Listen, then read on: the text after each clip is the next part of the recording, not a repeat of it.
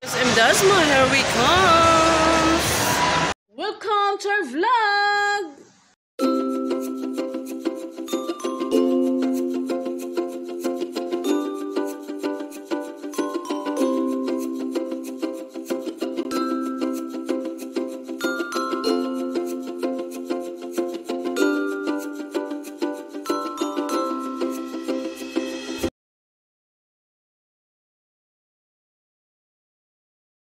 Here we go again. Ang mag-asawang laagan. Hello, hello. You're at Dasma. Dasma. So, ito, wala kami sa plano guys na papuntang SM. Bigla ang lakad. May pinuntahan kayo ni Mister. At saka biglang nagyaya na mag-SM Dasma daw kami. Alam niyo naman ang SM Dasma, malayo-layo. Kaya yan, Paskong-Pasko na dito.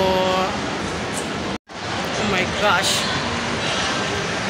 Ayan, si Mr. Smith. May pahalik-halik pa.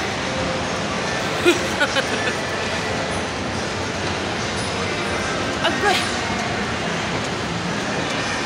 Malinis ba yung kamay mo? Excuse me. Malinis pati sa mukha mo. Mukha mo puro oil. Oh my gosh, thank you for the press powder. Press powder.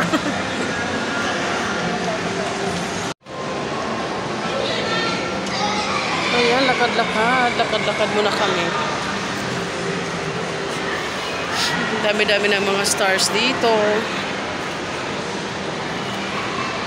Pero hindi masyadong maraming tao, di katulad sa ano. Sabado ba yan? Ay, kasi election ngayon, nasa labas sila. Ang marami niyan bukas kasi nagbigay niya ng pera.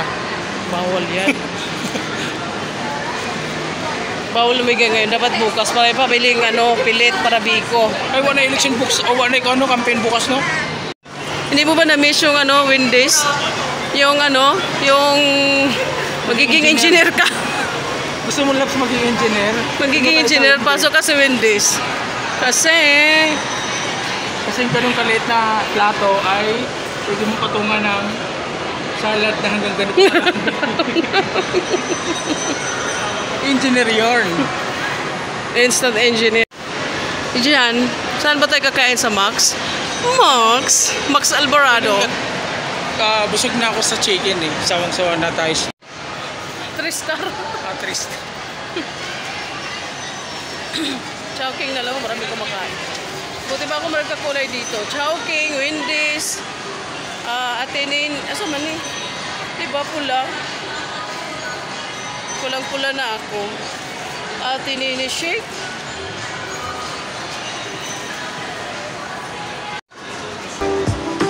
Nasa 3rd floor? Oh, 2nd floor ba tayo? Oh, 2nd floor na pala dito. 3rd. Huh? 1st, 2nd, oh, nga pala.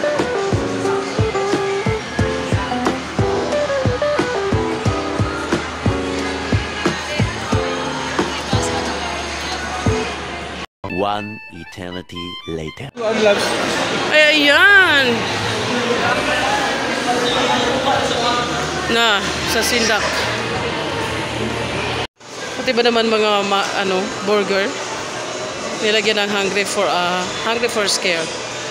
Nako, manood na ng movie ng mga sinisindak. Manood ka ba, Labs? 1:30. Manood ka? 1:30 per movie. Wala na ba mga free ticket movies dyan? Guys, dito pala si Danan. Ka-picture ko True Loves. Last picture ko diyan kang kuan Loves Taylor. Ayan, may selfie pa si Habi. Sinisindak.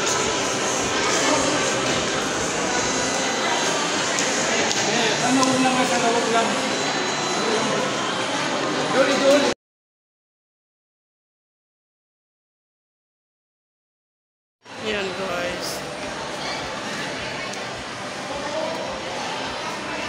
Many months later. Yeah.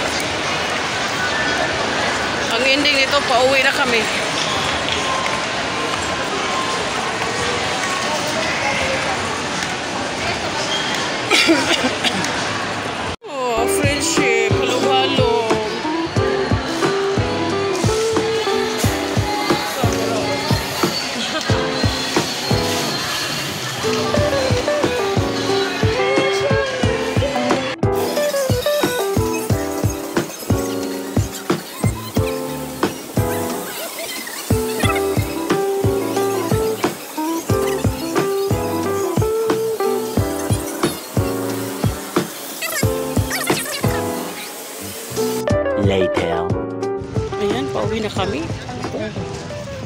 Parang puno ng motor.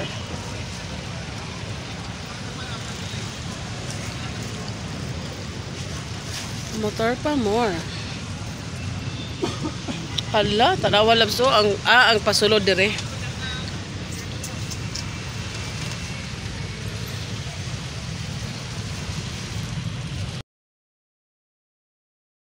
Kami pa uwi na. Palabas na ng parking. Yung bayad ng parking nila is 20 pesos. Ano na yun? Ilang oras yun? Fix. Dati kasi walang bayad. Wow, Paskong Pasko na dito sa SM Dasma. SM Palapala. Palapala. Ang ganda.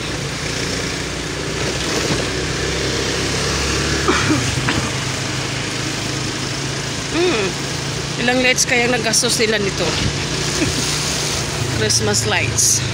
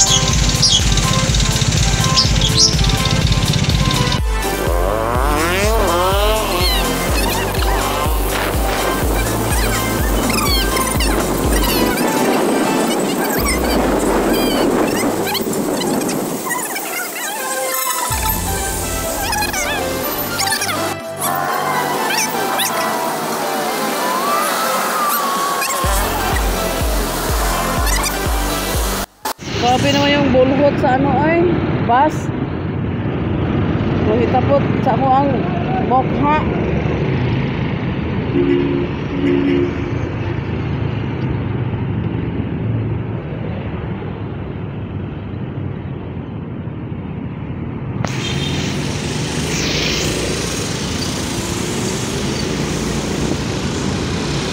Kaya minsan guys, give time to each other.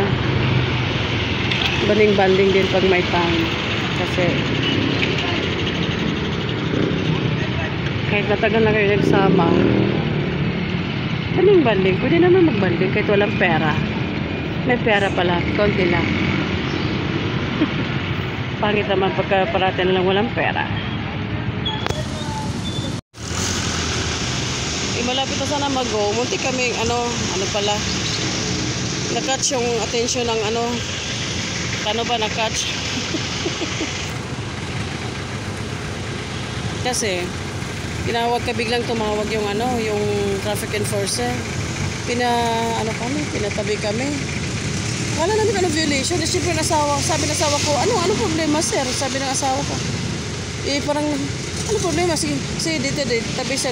Talang dinala pa kami doon sa may medyo madilim, medyo sa kali kasi daw Tapos, problema daw yung helmet ko. Hindi daw nga pwede. Ito, ganyan. Sa dami ba namang dumadaang motorista na ganito yung helmet? Hindi naman hinuhuli. Kami lang ng ano yung sabihin nun? Tapos sabi niya, tikitan daw, tapos kukunin yung driver's license. Yun, nagsimula yung argument nila, mister, na okay lang, nakitikitan kami, pero wag kukunin yung driver's license. Hala! Kukunin niya talaga kasi city ordinance daw nila. So sabi ko, alam mo kuya, nahuli din kami dati sa kasi nga, emergency, accidentally, napundi yung ilaw dyan sa likod. Nahuli, kami ng pulis. Pero sabi ng pulis, sir, delikado yan, tikitan talaga namin. Pero, hindi namin i-confiscate yung kasi mga bagong batas. Tikitan namin kayo within 7 days. Pag hindi nabayaran, i-forward nila sa LTO. Tapos, yun na. Hindi naman kino-confiscate yung driver's license kasi nga yun na ang bagong batas. Tapos dito sa Dasma, Yun daw yung city, ewan ko lang kung yun talaga kasi sabi ng traffic enforcer, yun daw yung ano, city ordinance ng DASMA na i-confiscate yung driver's license. Hello? Ano ba yan? Tapos, in-explain ng asawa ko na ano, yung mister na bawal na nga kasi may bagong batas. Ano yung national, may batas-batas pa sa national tapos hindi sinusunod ng mga ano, mga LGU. May sarili din silang batas. Ano yun? Iba-iba pala yung ano dito sa Pilipinas. Ganun ba yun? Ay nako. Yun, bawal ko na lang to. Ay may nakitang dumaan na hindi naka-helmet. Ay, sabi ng asawa ko, yun, ba't hindi mo hinuhuli yun? Ayun. Tinawag din ng traffic enforcer hanggang may isa pang dumaan na katulad ng helmet ko. Ay, pinagtuturo ni mister. Ang nangyari, nakipag-argue na. Medyo dumami na kami. Ayun, hanggang siya yung sumuko. Na ano, di tuloy kami natikitan.